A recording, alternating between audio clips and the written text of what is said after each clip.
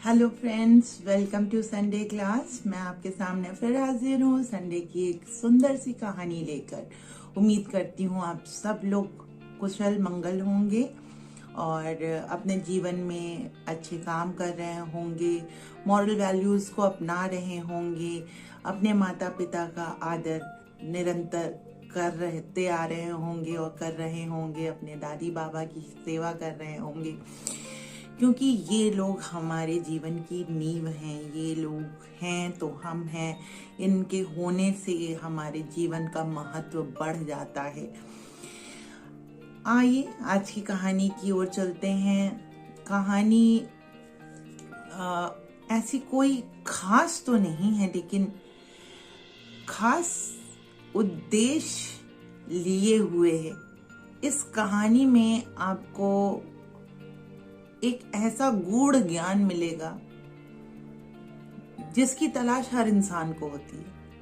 हर इंसान इस धरती पे जो आया है वो खुशी की तलाश करता है, और हम ये नहीं समझ पाते कि खुशी हमें किससे मिलेगी। हम सोचते हैं मेरे पास घर हो, गाड़ी हो, बंगला हो, ढेर सारे पैसे हो तो हम खुश होंगे, लेकिन हकीकत में खुशी ऐसे नहीं मिलती। ये एक तृष्णा मात्र है, एक लोभ मात्र है। यही बेस है आज की कहानी का। आइए कहानी शुरू करते हैं।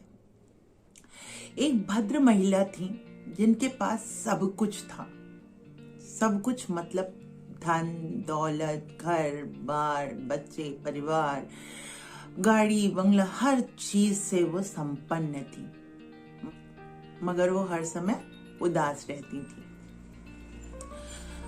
वो अपना दुखड़ा जब दूसरों से कहती थी तो अन्य लोग ये समझ ही नहीं पाते थे कि वो दुखी किस कारण से हैं, क्योंकि उनके पास तो सब कुछ था, और सब कुछ होने के बावजूद भी वो निराशा भरी जिंदगी जी रही थी। उन्हें समझ में नहीं आ रहा था कि वो क्या करें। तो वो साइकोलॉजिस्ट के पास गई। कईयों साइकोलॉजिस्ट उन्होंने बदले, और कोई भी डॉक्टर उनके इस बीमारी का इलाज नहीं कर पाया।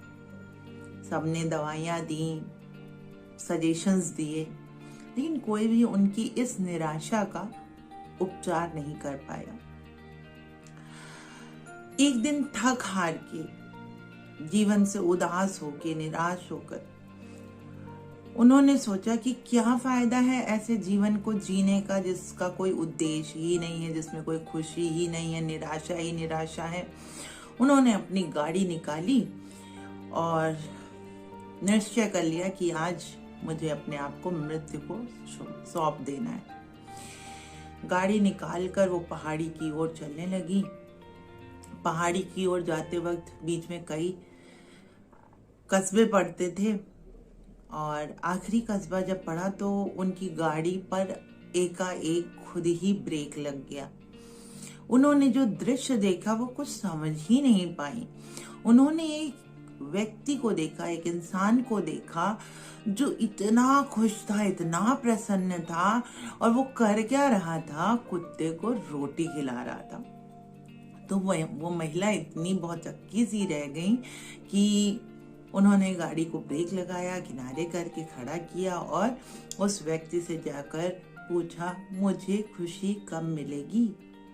और उस व्यक्ति ने इनकी ओर निगाहें उठाते हुए, देखते हुए, मुस्कुराते हुए कहा कि अगर आप 6 महीने पहले मुझसे मिलती तो इस धरती का सबसे ज्यादा निराशावादी व्यक्ति मैं ही होता, मुझे ही पाती आप, क्योंकि 6 महीने पहले मेरे साथ कुछ ऐसी घटनाएं घटी जिससे कि मैं इतना निराश हो गया, हताश हो गया कि मैं अपने जीवन को खत्म कर लेना चाहता था। मेरा जवान बेटा मेरे आंखों के सामने कारों के तले कुचला गया और मारा गया। मैं निशब्द, स्पीचलेस सड़क पे खड़ा रहा। जब मुझे होश आया और मैं घर गया और पत्नी को बताया पत्नी ये सदमा बर्दाश्त नहीं कर पाई और वो भी मुझे छोड़कर चली गई। मैं पागल सा हो गया, मुझे दुनिया अच्छी नहीं लगती थी। मेरे पास सब कुछ था, घर बार द्वार पैसा सब कुछ था, लेकिन कुछ रास नहीं आता था, कुछ समझ में नहीं आता था कि मैं क्या करूं। मैं अपने जीवन का अंत कर लेना चाहता था। एक दिन रात के वक्त मैं अपने घर वापस आ रहा था, निराश, हताश, उदास। मुझे लगा कोई मेरा पीछा कर रहा है, और जब मैंने पलट के देखा तो वो एक पिल्ला था, कुत्ते का पिल्ला। वो मेरे पीछे पीछे पीछे पीछे चला आ रहा था। मुझे बड़ी बेचैनी सी हुई तो मैंने कदम तेज कर दिए, मैं तेज चलने लगा। और जब मैं तेज चलने लगा वो कुत्ता भी मेरे पीछे पीछे तेजी से भागने लगा। मैंने जल्दी से आकर अपने घर का दरवाजा खोला और जल्दी से घर के अंदर चला आया, खाना पीना खाया और जाकर लेट गया। जब मैं लेट गया तो मुझे कूं कूं की आवाज आई, रोने की आवाज आई, और जब मैंने उठकर खिड़की से झांका तो वो पिल्ला बाहर ही था और जाड़े में ठिठुर रहा था और रो रहा था। मुझे दया आ गई, मेरे अंदर से ममता जाग उठी और मैं उस पिल्ले को अपने साथ घर में ले आया। घर में लाकर मैंने झट से उसे कंबल में लपेट लिया।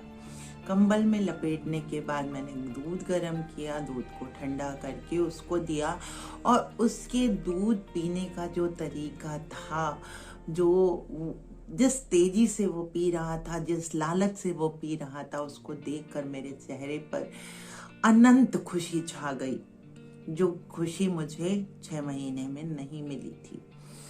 और मुझे जीवन का अर्थ भी समझ में आ गया। उस दिन से मैं अनाथ आश्रम, वृद्धाश्रम, बाल आश्रम, सड़कों के किनारे रहने वाले गरीब लोग, झोपड़पट्टी में रहने वाले गरीब लोग, जिनको ज़रूरत है, उन लोगों सबकी मदद करता हूँ, निस्वार्थ भाव से सेवा करता हूँ और खुश रहता हूँ। और यही करके आप भी खुश रह सकती हैं। यही आपको खुशी दे सकता है। जिस दिन आप निस्वार्थ भाव से दूसरों की सेवा करने लगेंगी, उस दिन आपको खुशी मिल जाएगी। और यही मूल मंत्र है जीवन का। जीवन में हमेशा जो खुद के लिए जीते हैं उन्हें स्वार्थी कहते हैं, और जो दूसरों के लिए जीते हैं उन्हें परोपकारी कहते हैं। निस्वार्थ भाव से सेवा करने वाले महान लोग होते हैं। हर इंसान में ये क्षमता नहीं होती कि अपनी थाली दूसरे को दे दे, लेकिन हर इंसान में ये भावना जगाई जा सकती है कि हमें कहीं ना कहीं कुछ ना कुछ मदद करना है, निस्वार्थ भाव से सेवा करनी है, जिससे हमारा समाज उन्नति के मार्ग में जाए और हम जिस खुशी की तलाश में है वो खुशी हमें मिल जाए। उम्मीद करती हूँ कि आपको ये कहानी अच्छी लगी होगी। अगर अच्छी लगी हो तो लाइक, शेयर, सब्सक्राइब ज़रूर करें और कमेंट करना ना भूलें, क्योंकि आपके कमेंट्स मेरे लिए बहुत बहुत बहुमूल्य हैं। धन्यवाद। तब तक के लिए मुझे विदा दीजिए, फिर आऊँगी अगले रविवार को। Bye bye.